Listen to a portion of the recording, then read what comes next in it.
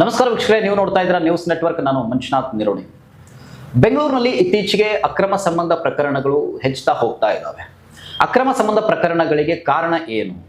ಯಾಕೆ ಅಕ್ರಮ ಸಂಬಂಧಗಳು ಹೆಚ್ಚುತ್ತಾ ಇದ್ದಾವೆ? ಮತ್ತೆ ಯಾರ ನಡುವೆ ಅಕ್ರಮ ಸಂಬಂಧಗಳು ಹೆಚ್ಚುತ್ತಾ ಇದ್ದಾವೆ?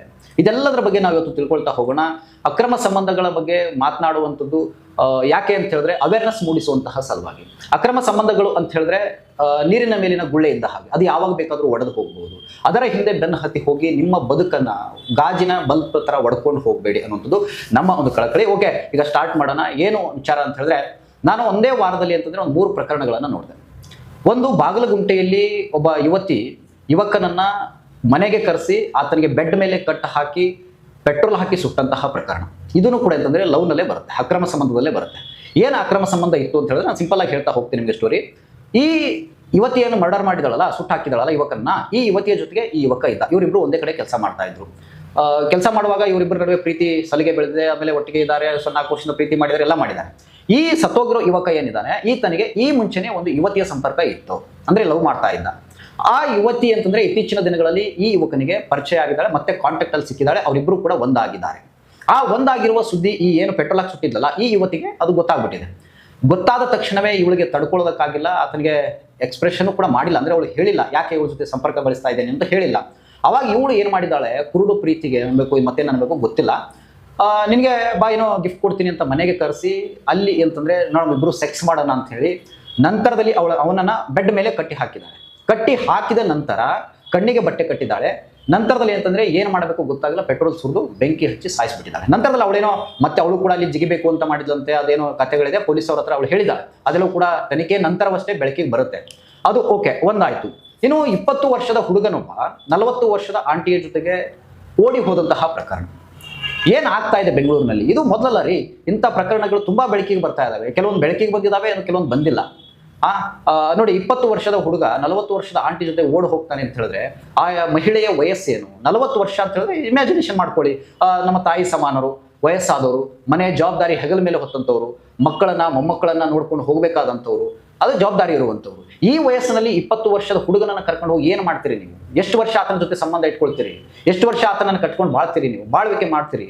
ಇದೆಲ್ಲವೂ ಕೂಡ ಪ್ರಶ್ನೆ ಆಗುತ್ತೆ. ಆಮೇಲೆ ಇನ್ನೊಂದು ಏನು ಅಂತ ಹೇಳಿದ್ರೆ, ಯಾಕೆ ಈ ಯುವಕರ ಒಂದು ಮೋಹಕ್ಕೆ ಅಥವಾ ಯುವಕರನ್ನ ಆಕರ್ಷಣೆಗೆ ಒಳಪಟ್ಟು ಅಥವಾ ಯುವಕರನ್ನ ಬಲೆಗೆ ಬೀಳಿಸ್ಕೊಂಡು ಯಾಕೆ ಇವರು ಇಂತಹ ಕೆಟ್ಟ ದಂಧೆಗಳಲ್ಲಿ ತೊಡಗುತ್ತಾರೆ ವಯಸ್ಕರ ಮಹಿಳೆಯರು ಅಂತ ಹೇಳಿದ್ರೆ, ಬೆಂಗಳೂರಿನಲ್ಲಿ ನೋಡಿ, ಸಿಂಪಲ್ ಆಗಿ ದುಡ್ಡು, ಸಮಯವೇ ಇಲ್ಲದ ಹಾಗೆ ದುಡಿಮೆ.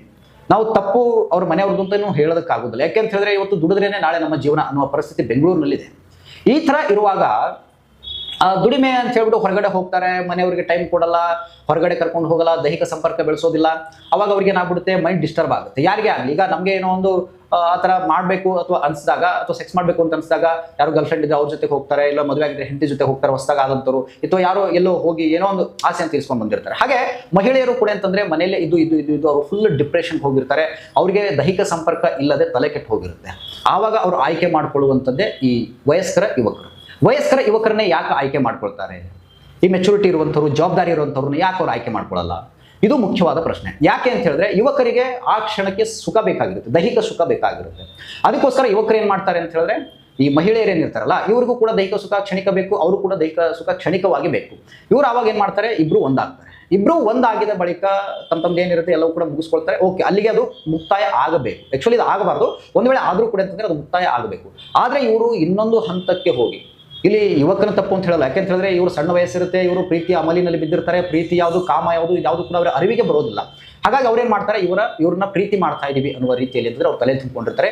ಇವ್ರ ತಲೆಯಲ್ಲಿ ಏನು ನದ್ದಿಗಿದ್ದಿ ತುಂಬಿಕೊಂಡಿರ್ತಾರಲ್ಲ ಗೊತ್ತಿಲ್ಲ, ವಯಸ್ಕರ ಹೆಣ್ಮಕ್ಳು. ಅವರನ್ನ ನಿಮ್ಮ ಎಷ್ಟಕ್ಕೆ ಬಳಸ್ಕೊಳ್ಬೇಕು ಅಷ್ಟಕ್ಕೆ ಬಳಸ್ಕೊಂಡು ದೂರ ಮಾಡಿಬಿಡಬೇಕು. ಅವ್ರನ್ನ ಕರ್ಕೊಂಡು ಓಡ್ ಹೋಗೋದು, ಅವ್ರನ್ನ ಕರ್ಕೊಂಡು ನಾವು ಮದುವೆ ಮಾಡ್ತೀವಿ, ಸಂಸಾರ ಮಾಡ್ತೀವಿ. ಅಲ್ಲ ರೀ, 20-30 ವರ್ಷ ಸಂಸಾರ ಮಾಡಿರ್ತೀರಲ್ಲ, ಮತ್ತೆ ಅವ್ರನ್ನ ಕರ್ಕೊಂಡು ಏನು ಹೊಸದಾಗಿ ಸಂಸಾರ ಮಾಡ್ತೀರಿ? ಮಕ್ಕಳು ಹುಟ್ಟಿಸ್ತೀರಾ? ಯುವಕರು 20 ವರ್ಷದ ಯುವಕರು, ನಿಮ್ಮ ವಯಸ್ಸಿನ ಮಕ್ಕಳು ಇರ್ತಾವೆ ಅವ್ರಿಗೆ. ಈ ಏನ್ ಕರ್ಕೊಂಡು ಹೋಗಿರ್ತಾರಲ್ಲ ಇದೇ ವಯಸ್ಸಿನ ಮಕ್ಕಳು ಅವ್ರ ಮನೇಲಿ ಇರ್ತವೆ, ಅವ್ರ ಮಕ್ಕಳು ಇರ್ತವೆ. ಅವ್ರನ್ನ ಬಿಟ್ಟು ಹೋಗುವಾಗ ಅದು ನಿಮಗೆ ತಲೆಯಲ್ಲಿ ಬುದ್ಧಿ ಬೇಡವಾ? ಈ ರೀತಿಯಾಗಿ ಅಂತಂದ್ರೆ ವಯಸ್ಕ ಹೆಣ್ಮಕ್ಳು ಅಂತಂದ್ರೆ ದಾರಿ ತಪ್ಪುವಂತ ಕೆಲಸ ಬೆಂಗಳೂರಲ್ಲಿ ಆಗ್ತಾ ಇದೆ. ಬೆಂಗಳೂರು ಮಾತ್ರ ಅಲ್ಲ, ದೊಡ್ಡ ನಗರಗಳಲ್ಲಿ ಇದು ಕಾಮನ್ ಆಗ್ಬಿಟ್ಟಿದೆ. ಯಾಕೆಂತ ಹೇಳಿದ್ರೆ ಪುರುಷರು ದುಡ್ಡಿನಿಂದ ಬೆನ್ನತ್ತು ಹೋದ್ರೆ ಈ ವಯಸ್ಕ ಹೆಣ್ಮಕ್ಳು ಯುವಕರಿಂದ ಬೆನ್ನತ್ತು ಹೋಗ್ತಾ ಇದ್ದಾರೆ. ಈ ರೀತಿ ಸಮಸ್ಯೆ ಆಗ್ತಾ ಇರುವಂಥದ್ದು. ಮತ್ತೆ ಇನ್ನೊಂದೇನು ಅಂತ ಹೇಳಿದ್ರೆ, ಈ ಸೋಷಿಯಲ್ ಮೀಡಿಯಾ ಏನಂತ ಇದೆಯಲ್ಲ, ಸೋಷಿಯಲ್ ಮೀಡಿಯಾದಲ್ಲಿ ಯುವತಿಯರು ಹುಡುಗರನ್ನ ಗಾಳ ಹಾಕೋದು, ಮತ್ತೆ ವಯಸ್ಕ ಪುರುಷರನ್ನ ಗಾಳ ಹಾಕೋದು, ಯಾರ್ಯಾರು ಚೆನ್ನಾಗಿ ಇನ್ಸ್ಟಾಗ್ರಾಮ್ಲೆ ಬಟ್ಟೆ ಹಾಕೊಂಡು ದೊಡ್ಡ ದೊಡ್ಡ ಕಾರ್ಗಳು ಇಟ್ಕೊಂಡಿರ್ತಾರೆ ಅಂತವ್ರಿಗೆ ಹಾಯ್ ಬಾಯ್ ಮೆಸೇಜ್ ಮಾಡೋದು, ಡೇಟಿಂಗ್ ಕರೆಯೋದು, ಚಾಟಿಂಗ್ ಕರೆಯೋದು, ಅವ್ರ ಹತ್ರ ಎಷ್ಟಾಗುತ್ತೋ ಅಷ್ಟು ದುಡ್ಡು ಕಿತ್ಕೊಳ್ಳೋದು, ಇಂಥದ್ದೆಲ್ಲವೂ ಕೂಡ ನಡೀತಾ ಇದೆ. ಇದನ್ನ ಅಂತಂದ್ರೆ ಆದಷ್ಟು ಅವಾಯ್ಡ್ ಮಾಡಿ. ಯಾಕೆ ಅಂತ ಹೇಳಿದ್ರೆ, ನಿಮ್ಮ ಜೀವನದಲ್ಲಿ ಯಾವ ಕ್ಷಣದಲ್ಲಿ ಬೇಕಾದರೂ ಬಿರುಗಾಳಿ ಬೀಸುವಂತಹ ಒಂದು ಕೆಲಸಗಳಿವೆಲ್ಲವೂ ಕೂಡ ಯಾವ ಕ್ಷಣದಲ್ಲಿ ಏನು ಬೇಕಾದ್ರೂ ಆಗ್ಬೋದು. ಈಗ ನೀವು ಎಕ್ಸಾಂಪಲ್ ನೋಡಿರ್ತೀರಿ, ನಾನು ಹೆಸರು ಹೇಳೋದು ಬೇಡ, ಯಾವ ರೀತಿಯಾಗಿ ಕೆಲವರು ಅಂತಂದ್ರೆ ಈ ಸೋಷಿಯಲ್ ಮೀಡಿಯಾದಲ್ಲಿ ಬಂದು ಬೆತ್ತಲಾಗಿದ್ದಾರೆ ಅನ್ನುವಂತಹ, ಆಮೇಲೆ ಬೆತ್ತಲಾಗಿ ಅವ್ರ ಜೀವವನ್ನು ಕಳ್ಕೊಂಡಂಥದ್ದು, ಆಮೇಲೆ ಸಮಾಜದಲ್ಲಿ ಮರ್ಯಾದೆ ಇಲ್ಲದ ರೀತಿಯಲ್ಲಿ ಬದುಕ್ತಾ ಇರುವಂಥದ್ದು ನಾವು ನೀವೆಲ್ಲ ಕೂಡ ನೋಡಿದೀವಿ. ಅವ್ರನ್ನ ಎಷ್ಟು ಜನ ಕೆಟ್ಟದಾಗಿ ಮಾತಾಡ್ತಾರೆ. ಈಗ ನನಗೊಬ್ಬನಿಗೆ ಏನೋ ಅಂತಾರೆ ಅಂತ ಹೇಳಿದ್ರೆ ಅದನ್ನ ನಾನು ತಲೆ ಕೆಡಿಸ್ಕೊತಿರಲ್ಲ. ನಮ್ಮ ಹಿಂದೆ ಒಂದು ಕುಟುಂಬ ಇರುತ್ತೆ, ನಮ್ಮನ್ನ ಸಾಕಿ ಬೆಳೆಸಿದವರು ಇರ್ತಾರೆ, ನಮ್ಮನ್ನ ತುಂಬಾ ಜನ ನೋಡೋರು ಇರ್ತಾರೆ. ಅವರೆಲ್ಲ ನೋಡಿದಾಗ ಈ ತರ ಕೆಟ್ಟದಾಗಿ ಟ್ರೋಲ್ ಮಾಡೋದು, ಕೆಟ್ಟದಾಗಿ ಮೆಸೇಜ್ ಹಾಕೋದು ಎಲ್ಲವನ್ನ ನೋಡಿದಾಗ ಒಂದು ಕ್ಷಣ ಅವರ ಜೀವ ಪಾತಾಳಕ್ಕೆ ಕುಸಿದು ಹೋಗುತ್ತೆ.